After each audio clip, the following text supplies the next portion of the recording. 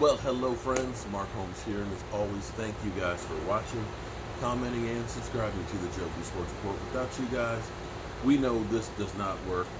Man, I was talking to Rob, who's in Pennsylvania, and they had some thunderstorms and tornadoes and stuff that went through there. The power was out.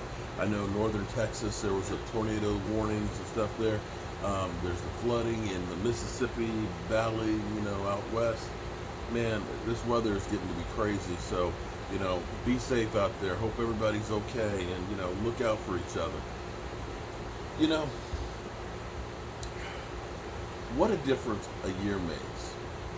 I was actually going to shoot a video and show a clip of looking at Dak Prescott. I'll save it for tomorrow morning.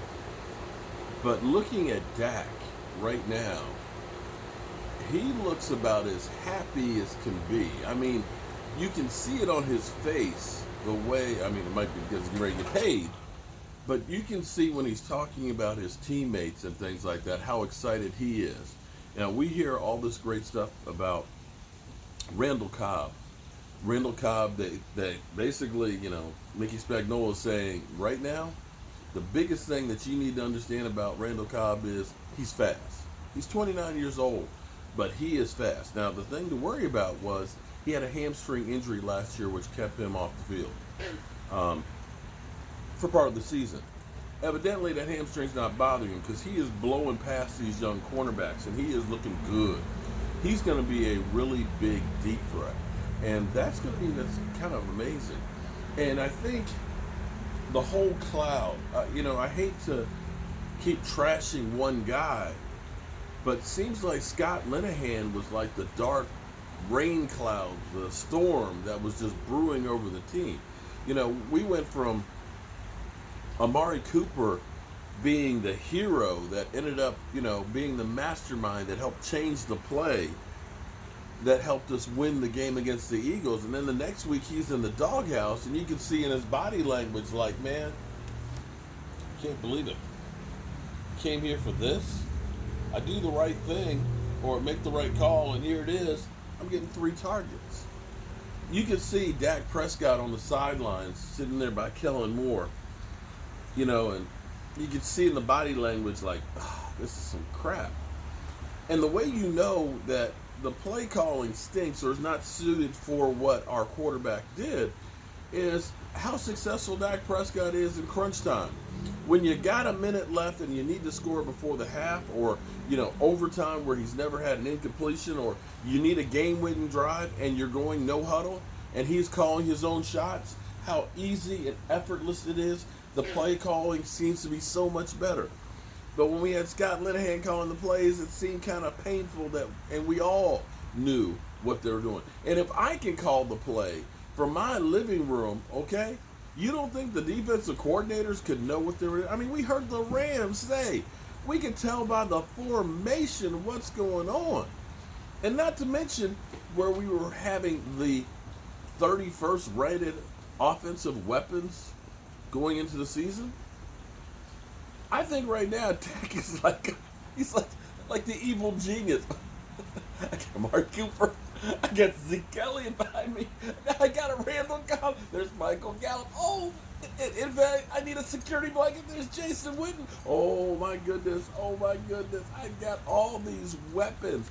And oh, that offensive line. You got guys that are fighting it out. Connor McGovern may be a rookie, but he wants to start. You got Connor Williams who gaining weight and everything else and wanting to, make sure he can play tackle. You got guys that are hungry, that want to get out there and fight. And you can see it on Dak Prescott's face. The only fly in the ointment is the Zeke Elliott situation.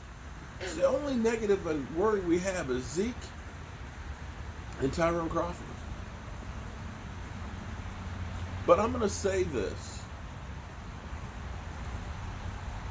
I hope that this just ends up being a close call for Zeke Elliott. That it's going to be one of those ones where they sweat it out and that he realizes, man, I got to take care of business. I can't let any of these things ever happen again. And he doesn't get suspended. I pray that's what happens. But, sometimes, like if you watch my live stream during the day in the workshop, I told a very deep personal story about growing up and stuff and dealing with some racism. And to make a long story short, every day in shop class, this one guy was always calling me the N-word. Shut up, N. You effing N. And finally, I just had enough of it one day. And I said, let's go outside. And we went outside and we had a fight. Basically, the fight was a draw. But when we went to the principal's office, they made me apologize to him. I got suspended for 5 days. He got suspended for 1. And in my heart, I knew I didn't do anything wrong. And if anything, everything should have been equal, but it wasn't. And sometimes you have to understand in life, you got to do it better than everybody else. You got to make sure there is no doubt in what you're doing. That you're not always treated like everybody else. That there's different rules for different people. But I hope that he learns that lesson and we don't do without Zeke for any length of time. But I will say this, because everybody is automatically saying the season's over if we lose Zeke Elliott. I wouldn't want to lose him for the whole season. But we are 4-3 without Zeke. And 3 of those games that we lost, one of them was against the Falcons coming off a Super Bowl loss, when we had lost Tyron Smith and had exchanged him for Chaz Green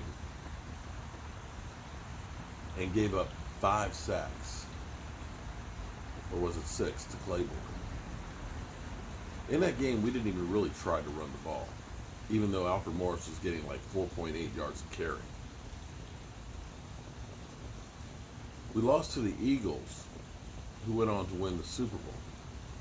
And we lost to the Chargers, who I believe were in the playoffs there.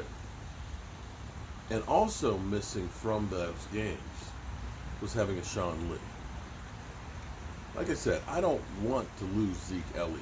I don't want to have these problems with it.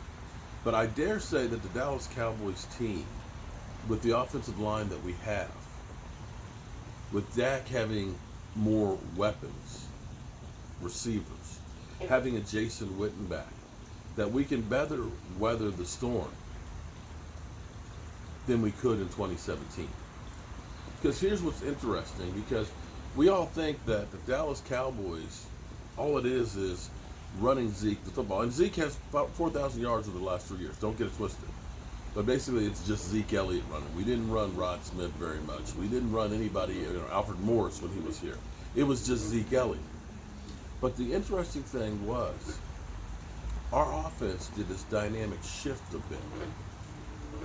Because if you look at the numbers, the second half of the season, we dropped by about 18 yards running the football a game. 18 yards is a big chunk. And our passing game increased by 60 yards. I don't want to have to be relying on throwing the football and not having any running game, because I believe you're better suited if you can run the ball.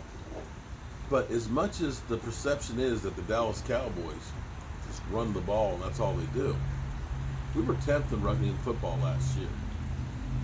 Teams like the Rams, New England, New Orleans, Kansas City, the Eagles ran for more yards than the Dallas Cowboys. And see, that's where I always talk about there's a difference between perception and reality. Because Gable will say, well, you're going to pay $30 million to a quarterback and all he does is hand off the football.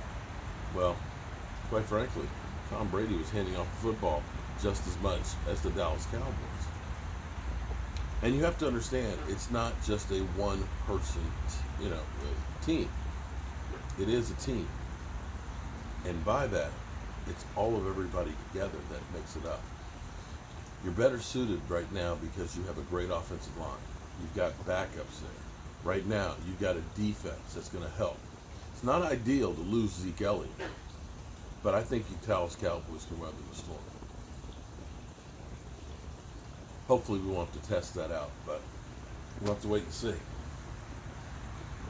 I'm still super excited, and I love seeing that gleam in Dak Prescott's eye, and I love hearing about the different things that the offense is doing, that we're using 10 formation, 4 wide receivers, that we've got speed and talent that's out there, that we've got offensive linemen that are going to be sitting on the bench that can be starting on other teams, that we have a new philosophy, and that the clouds have parted and it seems like the sun has come out for the Dallas Cowboys. 98 days till the season, guys. Can't get here soon enough, but it's coming. It's coming quick. As always, guys, I want to thank everybody for watching, commenting, and subscribing to the Joe Blue Sports Report. I'm back on my keto diet. I know a lot of you people have no interest in anything other than the Dallas Cowboys, but there's a lot of things that go on besides the Dallas Cowboys. We need to know what the enemy is doing, hence the Giants, the Redskins, and the Eagles. And I'm back to doing my keto diet and trying to extend my life as long as possible. And so right now what I'm doing is my daily dinner or whatever I'm cooking. I'm trying to do a video with that to help others, because there's a lot of people out there that will comment and say, hey, I got on the keto diet and I lost 18 pounds in the first 3 weeks. Maui talked about being 300 pounds and now is down to a size 6. So it may not be your flavor, and that's fine. So we're good. We're always going to talk about the Dallas Cowboys, but we try with this channel to have a little bit for everybody. And that's why I'm out here right now, reflecting on the end of the day and seeing what I can do better. Well, right now, guys, it's time to turn out the lights. This party's over.